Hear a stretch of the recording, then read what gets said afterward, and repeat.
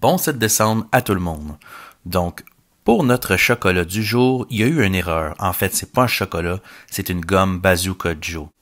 Quand tu ouvres ça, une gomme Bazooka Joe, c'est dur, c'est sec, on dirait que ça fait trop longtemps que ça a passé ses tablettes, puis à l'intérieur, t'as une espèce de petit papier avec un message que tu comprends jamais vraiment trop.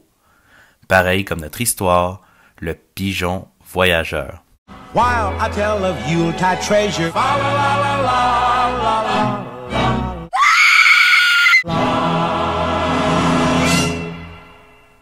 Donc en 2012, à Surrey, en Angleterre, M. David Martin, qui a 74 ans, décide de rénover sa cheminée. En fouillant à l'intérieur, il trouve toutes sortes d'affaires, toutes sortes de cochonneries et un squelette de pigeon. Mais pas n'importe quel squelette de pigeon. À sa patte squelettique, il y a un tube rouge, un tube de pigeon voyageur. À l'intérieur, ils vont trouver un petit papier plié, gros comme une vieille cigarette, un message codé qui date de la Deuxième Guerre mondiale. Donc ce pigeon voyageur espion serait parti en 1940 à partir de la France, qui était occupée par les nazis, vers l'Angleterre. Surrey, c'est la partie la plus boisée de l'Angleterre. Il se serait arrêté là, dans une maison au hasard, à la cheminée, pour se reposer ou se protéger du froid, et il serait tombé à l'intérieur, où il serait pris au piège, décédé. C'est seulement 75 ans plus tard que David Martin va le retrouver et le fameux message. Le message codé est en fait une série de 27 groupes de 5 symboles, toujours à ce jour indéchiffrables.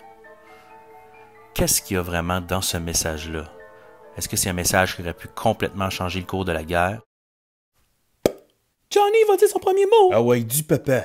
Heil Hitler! Ou est-ce que c'est simplement un message avec une niaiserie?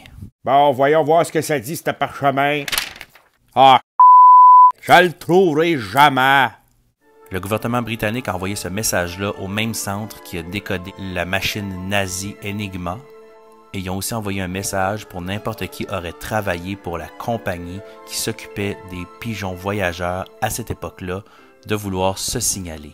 On n'a que très peu d'indices à propos de ce message. On sait que la personne qui l'a envoyé était sous le nom de code SJTWSTOT